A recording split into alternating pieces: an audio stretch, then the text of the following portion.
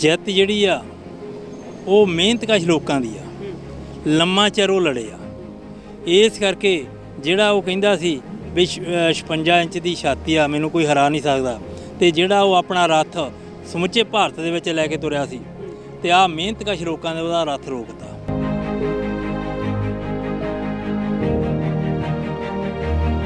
ਜਦੋਂ ਨੋਟਬੰਦੀ ਹੋਈ ਕਿਸੇ ਨਹੀਂ ਪੁੱਛਿਆ, ਕਿੰਨੇ ਲੋਕ ਮਰ ਗਏ ਉਹਨਾਂ ਨੂੰ ਨਹੀਂ ਪੁੱਛਿਆ।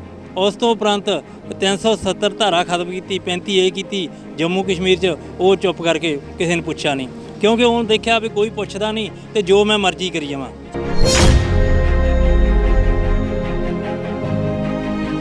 ਪੰਜਾਬ ਦੇ ਯੋਧਿਆਂ ਨੇ ਜਦੋਂ ਇੱਥੋਂ ਚਾਲੇ ਪਾਏ ਸੀ, ਉਹਨਾਂ ਨੇ ਇਹ ਕਿਹਾ ਸੀ ਅਸੀਂ ਜਿੱਤ ਕੇ ਆਵਾਂਗੇ। ਉਸ ਤੋਂ ਉਪਰੰਤ ਸਾਡੇ ਕੋਲ ਸਾਥੀਆਂ ਨੇ ਇਹ ਵੀ ਗੱਲ ਕਹੀ ਸੀ ਕਿ ਅਸੀਂ ਜਿੱਤ ਤੋਂ ਬਾਅਦ ਜਾਵਾਂਗੇ, ਨਹੀਂ ਤਾਂ ਸਾਡੀਆਂ ਲਾਸ਼ਾਂ ਜਾਣਗੀਆਂ। ਉਸ ਤੋਂ ਉਪਰੰਤ ਉਹ ਇੱਕ ਗੀਤ ਹੋਰ ਨਿਬੜਿਆ, ਮੁੜ ਕੇ ਆ ਗਿਆ ਵੀ ਜਿੱਤ ਕੇ ਜਾਵਾਂਗੇ ਜਾਂ ਲਾਸ਼ਾਂ ਜਾਣਗੀਆਂ।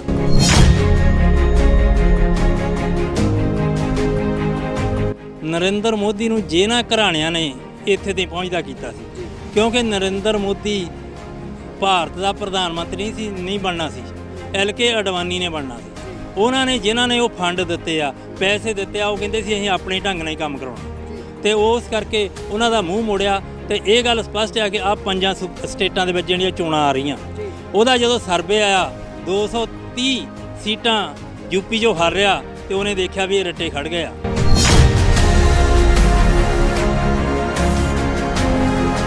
ਹਰਿਆਣੇ ਵਾਲੇ ਅਸੀਂ ਇੱਕ ਦੂਜੇ ਵੱਲ ਕੌੜੀਆਂ ਨਿਗਾਹ ਨਾਲ ਵੇਖਦੇ ਸਾਂ, ਸਾਡੀ ਕੜਤਨ ਸਾਰੀ ਖਤਮ ਕਰ ਦਿੱਤੀ ਸੀ ਇਸ ਅੰਦੋਲਨ ਨੇ। ਇਹੋ ਜਿਹਾ ਇੱਕ ਭਾਈਚਾਰਕ ਸਾਂਝ ਜਿਹੜੀ ਹੈ ਇਸ ਨੇ ਸਿਰਜ ਦਿੱਤੀ। ਦੂਜੀ ਗੱਲ ਤੁਸੀਂ ਕਰਦੇ ਕੌੜੀਆਂ ਮਿੱਠੀਆਂ ਯਾਦਾਂ ਦੀ, ਅੰਦੋਲਨ ਵਿੱਚ ਕੌੜੀਆਂ ਮਿੱਠੀਆਂ ਯਾਦਾਂ ਹੁੰਦੀਆਂ ਹੀ ਆ। ਦੋ ਪਲੇਅਰ ਆ, ਲੜਦੇ ਆ, ਸਭ ਕੁਝ ਹੁੰਦਾ। ਜਦੋਂ ਕੋੜਾ ਜਿੱਤ ਗਿਆ ਤਾਂ ਉਹ ਜਿੱਤ ਗਿਆ, ਜਿਹੜਾ ਹਾਰ ਗਿਆ ਤਾਂ ਹਾਰ ਗਿਆ।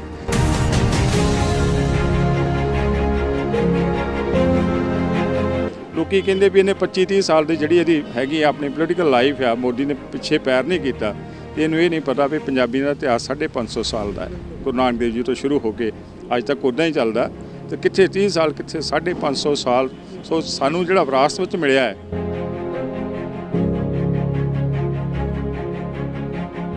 ਮੋਦੀ ਸਾਹਿਬ ਨੇ ਜੇ ਕੋਈ ਕਾਨੂੰਨ ਰੱਦ ਕੀਤੇ ਆ ਤਾਂ ਕਿਸੇ ਨੂੰ ਖਰਾਤ ਨਹੀਂ ਦਿੱਤੀ, ਗਲਤੀ ਦੀ ਇੱਕ ਮਤਲਬ ਸੁਧਾਰ ਕੀਤਾ, ਆਪਣੀ ਗਲਤੀ ਵਿੱਚ ਮਾਫੀ ਮੰਗੀ ਸਮੁੱਚੇ ਭਾਰਤ ਤੋਂ। ਇਹਨੂੰ ਵੱਡੀ ਗੱਲ ਕਿਹੜੀ ਹੋ ਸਕਦੀ ਆ? ਕਾਨੂੰਨ ਵੀ ਰੱਦ ਕੀਤੇ ਔਰ ਮਾਫੀ ਮੰਗ ਰਿਹਾ ਪ੍ਰਧਾਨ ਮੰਤਰੀ। ਤੇ ਜੇ ਅੱਜ ਵੀ ਕੋਈ ਹਿੰਡ ਕਰਦਾ ਤਾਂ ਮੈਨੂੰ ਨਹੀਂ ਲੱਗਦਾ ਵੀ ਉਹ ਸਿਆਣੇ।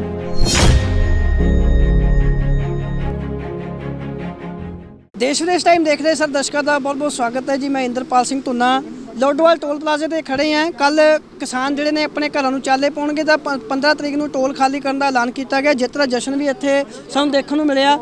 ਸਾਡੇ ਨਾਲ ਹੈਗੇ ਨੇ ਕਿਸਾਨ ਜਥੇਬੰਦੀ ਆਗੂ, ਗੱਲਬਾਤ ਕਰਾਂਗੇ। ਬਾਪੂ ਜੀ ਕਿਵੇਂ ਦੇਖਦੇ ਹੋ ਅੰਦੋਲਨ ਦਾ ਕਹਿ ਲਈਏ ਸਿਖਰ ਹੋ ਗਿਆ, ਜਿੱਤ ਹਾਸਲ ਹੋ ਗਈ ਹੈ, ਕੱਲ ਨੂੰ ਘਰਾਂ ਨੂੰ ਚਾਲੇ ਪਾਏ ਜਾ ਰਹੇ? ਮੈਂ ਸਰਜੀਤ ਸਿੰਘ ਕਿਰਤੀ ਕਿਸਾਨ ਯੂਨੀਅਨ ਜ਼ਿਲ੍ਹਾ ਕਮੇਟੀ ਮੈਂਬਰ ਜਲੰਧਰ। ਜਿੱਤ ਜਿਹੜੀ ਆ ਉਹ ਮਿਹਨਤਕਸ਼ ਲੋਕਾਂ ਦੀ ਆ, ਲੰਮਾ ਚਿਰ ਉਹ ਲੜੇ ਆ। ਇਸ ਕਰਕੇ ਜਿਹੜਾ ਉਹ ਕਹਿੰਦਾ ਸੀ ਵੀ 56 ਇੰਚ ਦੀ ਛਾਤੀ ਆ, ਮੈਨੂੰ ਕੋਈ ਹਰਾ ਨਹੀਂ ਸਕਦਾ, ਤੇ ਜਿਹੜਾ ਉਹ ਆਪਣਾ ਰੱਥ ਸਮੁੱਚੇ ਭਾਰਤ ਦੇ ਵਿੱਚ ਲੈ ਕੇ ਤੁਰਿਆ ਸੀ, ਤੇ ਆਹ ਮਿਹਨਤਕਸ਼ ਲੋਕਾਂ ਨੇ ਉਹਦਾ ਰੱਥ ਰੋਕਤਾ। ਜਦੋਂ ਨੋਟਬੰਦੀ ਹੋਈ ਕਿਸੇ ਨਹੀਂ ਪੁੱਛਿਆ, ਕਿੰਨੇ ਲੋਕ ਮਰ ਗਏ ਉਹਨਾਂ ਨੂੰ ਨਹੀਂ ਪੁੱਛਿਆ। ਉਸ ਤੋਂ ਉਪਰੰਤ 370 ਧਾਰਾ ਖਤਮ ਕੀਤੀ, 35 ਇਹ ਕੀਤੀ ਜੰਮੂ ਕਸ਼ਮੀਰ 'ਚ, ਉਹ ਚੁੱਪ ਕਰਕੇ ਕਿਸੇ ਨੇ ਪੁੱਛਿਆ ਨਹੀਂ, ਕਿਉਂਕਿ ਉਹਨੂੰ ਦੇਖਿਆ ਵੀ ਕੋਈ ਪੁੱਛਦਾ ਨਹੀਂ ਤੇ ਜੋ ਮੈਂ ਮਰਜ਼ੀ ਕਰੀ ਜਾਵਾਂ। ਪਰ ਇਤਿਹਾਸ ਜਿਹੜਾ ਉਹ ਲਿਖਿਆ ਜਾਂਦਾ, ਲਿਖਿਆ ਗਿਆ। ਪਹਿਲਾਂ ਵੀ ਪੰਜਾਬ ਦੇ ਲੋਕ ਜਿਹੜੇ ਆ ਉਹ ਲੜਿਆ ਹਮੇਸ਼ਾ ਵਾਸਤੇ, ਉਹ ਚਾਹੇ ਅਕਬਰ ਹੋਵੇ, ਚਾਹੇ ਅਬਦਾਲੀ ਹੋਵੇ, ਚਾਹੇ ਹੋਰ ਜਿੰਨੇ ਵੀ ਆਏ ਆ। ਤੇ ਇਸ ਕਰਕੇ ਅੱਜ ਵੀ ਪੰਜਾਬ ਦੇ ਯੋਧਿਆਂ ਨੇ ਜਦੋਂ ਇੱਥੋਂ ਚਾਲੇ ਪਾਏ ਸੀ, ਉਹਨਾਂ ਨੇ ਇਹ ਕਿਹਾ ਸੀ ਅਸੀਂ ਜਿੱਤ ਕੇ ਆਵਾਂਗੇ। ਉਸ ਤੋਂ ਉਪਰੰਤ ਸਾਡੇ ਕੋਲ ਸਾਥੀਆਂ ਨੇ ਇਹ ਵੀ ਗੱਲ ਕਹੀ ਸੀ ਕਿ ਅਸੀਂ ਜਿੱਤ ਤੋਂ ਬਾਅਦ ਜਾਵਾਂਗੇ, ਨਹੀਂ ਤਾਂ ਸਾਡੀਆਂ ਲਾਸ਼ਾਂ ਜਾਣਗੀਆਂ। ਉਸ ਤੋਂ ਉਪਰੰਤ ਉਹ ਇੱਕ ਗੀਤ ਹੋਰ ਨਿਬੜਿਆ, ਮੁੜ ਕੇ ਆ ਗਿਆ ਵੀ ਜਿੱਤ ਕੇ ਜਾਵਾਂਗੇ ਜਾਂ ਲਾਸ਼ਾਂ ਜਾਣਗੀਆਂ। ਕਿਉਂਕਿ ਜੇ ਉੱਥੋਂ ਸਮਝੌਤੇ ਕਰਕੇ ਆ ਜਾਂਦੇ, ਇਹ ਸਭ ਕੁਝ ਖਤਮ ਹੋ ਜਾਣਾ ਸੀ। ਠੀਕ ਆ, ਹਾਰ ਜਾਂਦੇ, ਧੱਕਾ ਕਰ ਲੈਂਦੇ, ਉਹ ਇੱਕ ਵੱਖਰੀ ਗੱਲ ਸੀ, ਉਹ ਲੜਾਈ ਫੇਰ ਤੁਰ ਪੈਣੀ ਸੀ। ਇਸ ਕਰਕੇ ਅੱਜ ਜਸ਼ਨ ਦਾ ਮਾਹੌਲ ਆ। ਇਹ ਗੱਲ ਸਪਸ਼ਟ ਆ, ਜਿਹੜਾ ਕਹਿੰਦਾ ਵੀ ਮੈਂ ਮੰਨਣ ਨੂੰ ਤਿਆਰ ਨਹੀਂ, ਅੱਜ ਉਹ ਪੰਜਾਬ ਦੇ ਯੋਧਿਆਂ ਨੇ ਫੇਰ ਇਤਿਹਾਸ ਸਿਰਜ ਦਿੱਤਾ ਕਿ ਪੰਜਾਬ ਜਦੋਂ ਵੀ ਤੁਰਿਆ ਉਹ ਹਮੇਸ਼ਾ ਵਾਸਤੇ ਲੜਿਆ, ਲੜ ਕੇ ਉਹਨੇ ਆਪਣੀ ਜਿੱਤ ਹਾਸਲ ਕੀਤੀ ਆ। ਕਿਵੇਂ ਲੱਗਦਾ ਹੁਣ ਜਿਵੇਂ ਕਿ ਤੁਸੀਂ ਗੱਲ ਕੀਤੀ ਧਾਰਾ 370 ਦੀ ਗੱਲ ਕੀਤੀ ਹੈ, ਨੋਟਬੰਦੀ ਦੀ ਗੱਲ ਕੀਤੀ ਆ, ਜਿਹੜੀ ਹੁਣ ਹਾਰ ਨਰਿੰਦਰ ਮੋਦੀ ਹੋਰਾਂ ਨੂੰ ਮਿਲੀ ਆ, ਭਾਜਪਾ ਨੂੰ ਮਿਲੀ ਆ, ਭਵਿੱਖ 'ਚ ਕੋਈ ਇਹੋ ਜਿਹਾ ਫੈਸਲਾ ਹੁਣ ਮੈਨੂੰ ਲੱਗਦਾ ਲੈਣਗੇ ਨਹੀਂ ਉਹ? ਦੇਖੋ ਜੀ, ਨਰਿੰਦਰ ਮੋਦੀ ਨੂੰ ਜੇ ਨਾ ਘਰਾਣਿਆਂ ਨੇ ਇੱਥੇ ਤਾਈਂ ਪਹੁੰਚਦਾ ਕੀਤਾ ਸੀ, ਕਿਉਂਕਿ ਨਰਿੰਦਰ ਮੋਦੀ ਭਾਰਤ ਦਾ ਪ੍ਰਧਾਨ ਮੰਤਰੀ ਨਹੀਂ ਬਣਨਾ ਸੀ, LK ਅਡਵਾਨੀ ਨੇ ਬਣਨਾ ਸੀ। ਉਹਨਾਂ ਨੇ ਜਿਨ੍ਹਾਂ ਨੇ ਉਹ ਫੰਡ ਦਿੱਤੇ ਆ, ਪੈਸੇ ਦਿੱਤੇ ਆ, ਉਹ ਕਹਿੰਦੇ ਸੀ ਅਸੀਂ ਆਪਣੇ ਢੰਗ ਨਾਲ ਹੀ ਕੰਮ ਕਰਾਉਣਾ, ਤੇ ਉਸ ਕਰਕੇ ਉਹਨਾਂ ਦਾ ਮੂੰਹ ਮੋੜਿਆ। ਤੇ ਇਹ ਗੱਲ ਸਪਸ਼ਟ ਆ ਕਿ ਆ 5 ਸਟੇਟਾਂ ਦੇ ਵਿੱਚ ਜਿਹੜੀਆਂ ਚੋਣਾਂ ਆ ਰਹੀਆਂ, ਉਹਦਾ ਜਦੋਂ ਸਰਵੇ ਆਇਆ 230 ਸੀਟਾਂ ਯੂਪੀ 'ਚੋਂ ਹਾਰ ਰਿਹਾ, ਤੇ ਉਹਨੇ ਦੇਖਿਆ ਵੀ ਇਹ ਰੱਟੇ ਖੜ ਗਏ ਆ, ਤੇ ਇਸ ਕਰਕੇ ਇਹਨੂੰ ਗਾਂਹ ਵੀ ਦੇਖ ਲਾਂਗੇ। ਪਰ ਇੱਕ ਗੱਲ ਸਪਸ਼ਟ ਆ ਕਿ ਪੰਜਾਬ ਦੇ ਲੋਕਾਂ ਨੂੰ ਜਿੱਥੇ ਭਾਰਤ ਨੂੰ ਇਕੱਠੇ ਕੀਤਾ, ਉਹ ਸਮੁੱਚੀ ਦੁਨੀਆ ਨੂੰ ਇਕੱਠੇ ਕਰਕੇ ਰੱਖਤਾ ਵੀ ਪੰਜਾਬ ਦੀ ਜਿਹੜੀ ਆ ਉਹ ਪੰਜਾਬੀਅਤ, ਕਿਉਂਕਿ ਵੱਖ-ਵੱਖ ਮੁਲਕਾਂ ਦੇ ਵਿੱਚ ਗਿਆ ਤੇ ਮੋਦੀ ਨੂੰ ਜਿਹੜਾ ਪਿਛਲੇ ਸਮੇਂ ਦੇ ਵਿੱਚ ਉਹ ਹੱਥੀਂ ਛਾਵਾਂ ਕਰਦੇ ਸੀ, ਉਹਨੂੰ ਲੈਣ ਆਉਂਦੇ ਸੀ ਡਿਪਲੋਮੇਟ, ਤੇ ਉੱਥੇ ਕੋਈ ਵੀ ਨਹੀਂ ਗਿਆ, ਉਹ 4-5 ਮੁਲਾਜ਼ਮ ਗਏ, ਉਹ ਲੈ ਕੇ ਆ ਗਏ। ਇਸ ਕਰਕੇ ਇਸ ਕਿਸਾਨ ਅੰਦੋਲਨ ਨੇ ਇਹ ਪ੍ਰਧਾਨ ਮੰਤਰੀ ਦਾ ਉਹ ਰੱਥ ਮੋੜਿਆ, ਤੇ ਇਹ ਗੱਲ ਸਪਸ਼ਟ ਆ ਕਿ ਆਉਣ ਵਾਲੇ ਸਮੇਂ 'ਚ ਇਸ ਅੰਦੋਲਨ ਤੋਂ ਬੜੀਆਂ ਚੀਜ਼ਾਂ ਅਗਾਂਹ ਨੂੰ ਤੁਰਨਗੀਆਂ, ਕਿਉਂਕਿ ਲੋਕਾਂ ਨੂੰ ਸਮਝ ਆ ਗਈ, ਜਿਹੜੇ ਨਹੀਂ ਸੀ ਪਤਾ ਵੀ ਆਹ ਕੀ ਹੁੰਦਾ ਕੀ ਨਹੀਂ ਹੁੰਦਾ। ਪਰ ਅੱਜ ਕਿਸੇ ਨਿਆਣੇ ਨੂੰ ਪੁੱਛ ਕੇ ਦੇਖ ਲਓ, ਉਹ ਜਿੱਦਾਂ ਹੁਣ ਸਾਡਾ ਕਹਿੰਦੇ ਆ ਵੀ ਵੱਖ-ਵੱਖ ਚੈਨਲਾਂ ਵਾਲੇ ਵੀ, ਮੀਡੀਆ ਵੀ ਪੁੱਛਦਾ ਕੀ ਚੋਣਾਂ ਲੜਾਂਗੇ। ਭਗਤ ਸਿੰਘ ਨੇ ਚੋਣਾਂ ਲੜਨ ਦੀ ਗੱਲ ਨਹੀਂ ਕੀਤੀ ਸੀ, ਪਰ ਉਹਨੇ ਉਹ ਨਾਅਰਾ ਲਾਇਆ ਸੀ ਇਨਕਲਾਬ ਜਿੰਦਾਬਾਦ, ਤੇ ਉਸ ਨਾਅਰੇ ਨੂੰ ਇਹ ਅੱਜ ਸਾਡੀ ਜਿਹੜੀ ਸਮੁੱਚੀ ਆ ਮਿਹਨਤਕਸ਼ ਲੋਕ ਉਹਨੂੰ ਪ੍ਰਣਾਏ ਆ, ਤੇ ਉਸ ਨਾਅਰੇ ਨੂੰ ਅੱਗੇ ਲੈ ਕੇ ਚੱਲਣਗੇ। ਇਹ ਲੜਾਈ ਜਿਹੜੀ ਆ ਉਹ ਜਾਰੀ ਰਹੂਗੀ ਉਹਨਾਂ ਚਿਰ ਜਿੰਨਾ ਚਿਰ ਮਨੁੱਖ ਦੇ ਹੱਥੋਂ ਮਨੁੱਖ ਦੀ ਲੁੱਟ ਖਤਮ ਨਹੀਂ ਹੁੰਦੀ। ਕਿਵੇਂ ਦੇਖਦੇ ਹੋ, 1 ਸਾਲ ਅੰਦੋਲਨ ਚੱਲਿਆ ਦਿੱਲੀ ਦੇ ਵਿੱਚ, ਕਈ ਮਿੱਠੀਆਂ ਤੇ ਕੌੜੀਆਂ ਯਾਦਾਂ ਵੀ ਨਾਲ ਜੁੜੀਆਂ ਹੋਈਆਂ ਨੇ, ਵੱਖ-ਵੱਖ ਤਰ੍ਹਾਂ ਦੀਆਂ ਯਾਦਾਂ ਨੇ, ਤੇ ਨਾਲ ਆਪਾਂ ਉਹਨਾਂ 600-700 ਜਿਹੜੇ ਕਿਸਾਨ ਸ਼ਹੀਦ ਹੋਏ ਨੇ ਉਹਨਾਂ ਨੂੰ ਵੀ ਸ਼ਰਧਾਂਜਲੀ, ਉਹਨਾਂ ਨੂੰ ਵੀ ਯਾਦ ਕਰਾਂਗੇ ਅੱਜ। ਪਹਿਲਾਂ ਸਭ ਨੂੰ ਪਹਿਲਾਂ ਤਾਂ ਇਹੋ ਗੱਲ ਆ ਵੀ ਜਿਹੜੇ ਸਾਡੇ ਸ਼ਹੀਦ ਹੋਏ ਆ, ਅਸੀਂ ਉਹਨਾਂ ਨੂੰ ਜੰਗੀ ਸ਼ਹੀਦ ਮੰਨਦੇ ਆ, ਕਿਉਂਕਿ ਇਹ ਵੀ ਜੰਗ ਕਿਸੇ ਨਾਲੋਂ ਘੱਟ ਨਹੀਂ ਸੀਗੀ। ਉਹ ਬਾਹਰਲੇ ਮੁਲਕਾਂ ਨਾਲ ਲੜੀ ਜਾਂਦੀ ਹੈ, ਇਹ ਇਸ ਜਾਬਰ ਸਰਕਾਰ ਦੇ ਖਿਲਾਫ ਸੀਗੀ। ਸੋ ਉਹਨਾਂ ਨੂੰ ਪਹਿਲਾਂ ਨਮਨ, ਸਾਰੇ ਜੰਗੀ ਸ਼ਹੀਦਾਂ ਨੂੰ ਜਿਹੜੇ ਸਾਡੇ ਉੱਥੇ ਕਿਸੇ ਵੀ ਬਾਰਡਰ ਦੇ ਦਿੱਲੀ ਦੇ ਸ਼ਹਾਦਤ ਦਾ ਜਾਮ ਪੀਤਾ। ਕੱਲ੍ਹ ਨੂੰ ਜਦੋਂ ਇਤਿਹਾਸ ਲਿਖਿਆ ਜਾਊਗਾ ਤਾਂ ਉਹਨਾਂ ਦਾ ਨਾਂ ਸਭ ਨੂੰ ਪਹਿਲਾਂ ਸੁਨਹਿਰੀ ਅਕਸ਼ਰਾਂ ਵਿੱਚ ਲਿਖਿਆ ਜਾਊਗਾ। ਦੂਜਾ, ਸਮੁੱਚੀ ਜਿਹੜੀ ਲੀਡਰਸ਼ਿਪ ਹੈ ਸਾਡੀ ਸੰਯੁਕਤ ਕਿਸਾਨ ਮੋਰਚੇ ਦੀ, ਇਹ ਵੀ ਸਾਰੀ ਵਧਾਈ ਦੀ ਪਾਤਰ ਹੈ। ਇਹਨਾਂ ਦਾ ਵੀ ਇਤਿਹਾਸ ਦੇ ਵਿੱਚ ਉਹਨਾਂ ਅੱਖਰਾਂ ਵਿੱਚ ਹੀ ਨਾਂ ਹੋਊਗਾ, ਗੋਲਡਨ ਅੱਖਰਾਂ ਵਿੱਚ, ਸੁਨਹਿਰੀ ਅੱਖਰਾਂ ਵਿੱਚ ਹੀ। ਸੋ ਦਰਜਾ ਬਦਰਜਾ ਜਿਹਦੀ ਵੀ ਜਿੱਥੇ ਵੀ ਕਿਸੇ ਦੀ ਡਿਊਟੀ ਲੱਗੀ ਸੀ, ਉਹਨੇ ਬਾਖੂਬੀ ਨਿਭਾਈ ਆ। ਔਰ ਇਹ ਅੰਦੋਲਨ ਜਿਹੜਾ ਸੀਗਾ ਵਰਲਡ ਦਾ ਇਹੋ ਜਿਹਾ ਅੰਦੋਲਨ ਸੀਗਾ ਜਿਹੜਾ ਪੀਸਫੁਲੀ ਹੋ ਕੇ, ਮਤਲਬ ਜਿਸ ਨੇ ਇੱਕ ਵੀ ਇਸ ਤਰ੍ਹਾਂ ਦੀ ਕੋਈ ਗੱਲ ਨਹੀਂ ਹੋਈ, ਕੁਛ ਥੋਪਣ ਦੀ ਕੋਸ਼ਿਸ਼ ਕੀਤੀ ਸਰਕਾਰ ਨੇ 26 ਜਨਵਰੀ ਨੂੰ, ਵੀ ਕਿਸ ਤਰ੍ਹਾਂ ਇਹਨਾਂ ਨੂੰ ਮਤਲਬ ਪ੍ਰਕਾਟ ਵਿੱਚ ਲਿਆ ਕੇ ਹਿੰਸਕ ਕਰਕੇ ਇਸ ਅੰਦੋਲਨ ਨੂੰ ਉਹਨੂੰ ਖਤਮ ਕੀਤਾ ਜਾਵੇ। ਪਰ ਇਸ ਅੰਦੋਲਨ ਦੀ ਜਿਹੜੀ ਵਿਲੱਖਣਤਾ ਹੈ, ਜਿਹੜੀ ਪੂਰੇ ਵਰਲਡ ਵਿੱਚ ਇਹਦੀ ਛਾਪ ਗਈ ਆ, ਪੰਜਾਬੀਆਂ ਦੀ, ਹਰਿਆਣੇ ਵਾਲਿਆਂ ਦੀ, ਜਿਹੜਾ ਵੀ ਇਹਦੇ ਵਿੱਚ, ਚਾਹੇ ਯੂਪੀ ਦੇ ਸੀ, ਜਿੰਨੇ ਵੀ ਸਾਡੇ ਸਤਿਕਾਰਯੋਗ ਲੋਕ ਸੀਗੇ ਇਸ ਅੰਦੋਲਨ ਦੇ ਵਿੱਚ ਜੁੜੇ ਹੋਏ, ਉਹਨਾਂ ਨੇ ਇਸ ਅੰਦੋਲਨ ਦੇ ਨਾਲ ਸਾਡੇ ਦੇਸ਼ ਨੂੰ ਵੀ ਚਾਰ ਚੰਨ ਲਾਏ ਆ। ਕਿਉਂਕਿ ਇਹ ਜਿਹੜਾ ਅੰਦੋਲਨ ਹੈ, ਇਸ ਤੋਂ ਬਾਅਦ ਸਾਡੀ ਨੇ ਇੱਕ ਭਾਈਚਾਰਕ ਸਾਂਝ ਬਣੀ ਹੈ। ਹਰਿਆਣੇ ਵਾਲੇ ਅਸੀਂ ਇੱਕ ਦੂਜੇ ਵੱਲ ਕੌੜੀਆਂ ਨਿਗਾਹ ਨਾਲ ਵੇਖਦੇ ਸਾਂ, ਸਾਡੀ ਕੁੜੱਤਣ ਸਾਰੀ ਖਤਮ ਕਰ ਦਿੱਤੀ ਇਸ ਅੰਦੋਲਨ ਨੇ। ਇਹੋ ਜਿਹਾ ਇੱਕ ਭਾਈਚਾਰਕ ਸਾਂਝ ਜਿਹੜੀ ਹੈ ਇਸ ਨੇ ਸਿਰਜ ਦਿੱਤੀ।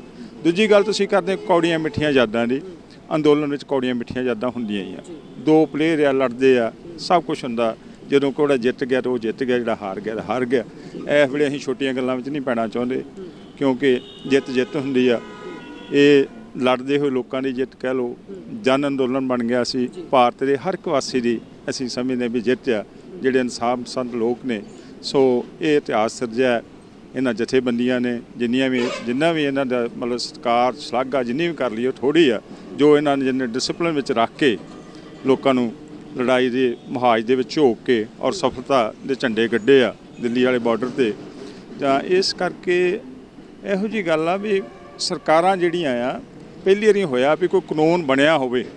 ਅਸੀਂ ਇੱਥੇ ਕਹਿੰਦੇ ਹੁੰਦੇ ਸੀਗੇ ਵੀ ਕਾਨੂੰਨ ਚਾਹੇ ਔਰੰਗਜ਼ੇਬ ਦਾ ਹੋਵੇ, ਬਾਬਰ ਤੋਂ ਲੈ ਕੇ, ਚਾਹੇ ਗੋਰੇ ਦਾ ਹੋਵੇ। ਪੂਰੇ ਯੂਰਪ ਵਿੱਚ ਗੋਰੇ ਦਾ ਲਾਗੂ ਹੋ ਗਿਆ, ਪੂਰੇ ਹਿੰਦੁਸਤਾਨ ਵਿੱਚ ਲਾਗੂ ਹੋ ਗਿਆ ਔਰੰਗਜ਼ੇਬ ਦਾ ਵੀ। ਜਿੱਦਣ ਪੰਜਾਬ ਦੀ ਵਾਰੀ ਇਹਨਾਂ ਨੇ ਮੰਨਿਆ ਨਹੀਂ ਸੀ।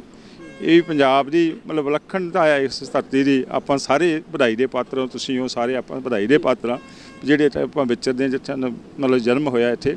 ਜਿਨ੍ਹਾਂ ਦੀ ਪਰਵਰਿਸ਼ ਇਸ ਧਰਤੀ ਦੇ ਉੱਪਰ ਰਹਿ ਕੇ ਹੋਈ ਆ। ਸੋ ਉਹ ਜਿਹੜਾ ਇਤਿਹਾਸ ਹੈ ਦੁਹਰਾਇਆ ਗਿਆ। ਲੋਕੀ ਕਹਿੰਦੇ ਵੀ ਇਹਨੇ 25-30 ਸਾਲ ਦੀ ਜਿਹੜੀ ਇਹਦੀ ਹੈਗੀ ਆ ਆਪਣੀ ਪੋਲੀਟੀਕਲ ਲਾਈਫ ਆ, ਮੋਦੀ ਨੇ ਪਿੱਛੇ ਪੈਰ ਨਹੀਂ ਕੀਤਾ। ਤੇ ਇਹਨੂੰ ਇਹ ਨਹੀਂ ਪਤਾ ਵੀ ਪੰਜਾਬੀ ਦਾ ਇਤਿਹਾਸ 550 ਸਾਲ ਦਾ ਹੈ, ਗੁਰੂ ਨਾਨਕ ਦੇਵ ਜੀ ਤੋਂ ਸ਼ੁਰੂ ਹੋ ਕੇ ਅੱਜ ਤੱਕ ਉੱਦਾਂ ਹੀ ਚੱਲਦਾ। ਤੇ ਕਿੱਥੇ 30 ਸਾਲ, ਕਿੱਥੇ 550 ਸਾਲ। ਸੋ ਸਾਨੂੰ ਜਿਹੜਾ ਵਿਰਾਸਤ ਵਿੱਚ ਮਿਲਿਆ ਹੈ ਬੜਾ ਵੱਡਾ ਸਰਮਾਇਆ, ਉਸ ਵਿਰਾਸਤ ਨੂੰ ਅਸੀਂ ਸਾਂਭਦੇ ਹੋਏ ਸਾਰਿਆਂ ਨੇ ਆਪਾਂ ਨੇ ਭਾਈਚਾਰਕ ਸਾਂਝ ਦੀ ਰੱਖਦੇ ਹੋਏ, ਚਲੋ ਕੌੜੀਆਂ ਮਿੱਠੀਆਂ ਯਾਦਾਂ ਹੁੰਦੀਆਂ ਜਿਨ੍ਹਾਂ ਨੇ ਇਸ ਅੰਦੋਲਨ ਦੀ ਵਿਰੋਧਤਾ ਕੀਤੀ, ਅਸੀਂ ਉਹਨਾਂ ਦਾ ਕਿੰਨੇ ਭਲਾ ਹੋਵੇ, ਕੋਈ ਗੱਲ ਨਹੀਂ। ਸਵੇਰ ਦਾ ਭੁੱਲਿਆ ਜੇ ਸ਼ਾਮ ਨੂੰ ਕੋਈ ਆ ਜੇ।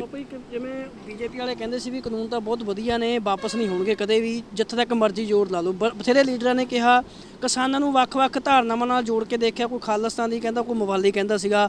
ਅੱਜ ਉਹ ਲੋਕ ਬੋਰਡ ਲਾ ਰਹੇ, ਨਰਿੰਦਰ ਮੋਦੀ ਨੂੰ ਵਧਾਈਆਂ ਦੇ ਰਹੇ ਵੀ ਆਪ ਕਾਨੂੰਨ ਵਾਪਸ ਕਰਤੇ, ਨਰਿੰਦਰ ਮੋਦੀ ਨੂੰ ਵਧਾਈਆਂ ਦੇ ਰਹੇ ਹੋ। ਹਾਂਜੀ, ਉਹਨਾਂ ਦੇ ਸਾਰਿਆਂ ਦੇ ਜੋ ਵੀ ਬੋਲ ਸੀ ਉਹਨਾਂ ਦੇ ਮੂੰਹ ਵਿੱਚ ਹੀ ਪੈ ਗਏ ਦੁਬਾਰਾ। ਜੋ ਬੰਦਾ ਉਹਨਾਂ ਬੋਲਿਆ ਸੀਗਾ ਉਹਨਾਂ ਦੇ ਮੂੰਹ ਵਿੱਚ ਚਲਾ ਗਿਆ ਸਾਰਾ ਕੁਝ। ਮੋਦੀ ਸਾਹਿਬ ਨੇ ਜੇ ਕੋਈ ਕਾਨੂੰਨ ਰੱਦ ਕੀਤੇ ਆ ਤੇ ਕਿਸੇ ਨੂੰ ਖਰਾਤ ਨਹੀਂ ਦਿੱਤੀ, ਗਲਤੀ ਦੀ ਇੱਕ ਮਤਲਬ ਸੁਧਾਰ ਕੀਤਾ, ਆਪਣੀ ਗਲਤੀ ਵਿੱਚ ਮਾਫੀ ਮੰਗੀ ਸਮੁੱਚੇ ਭਾਰਤ ਤੋਂ।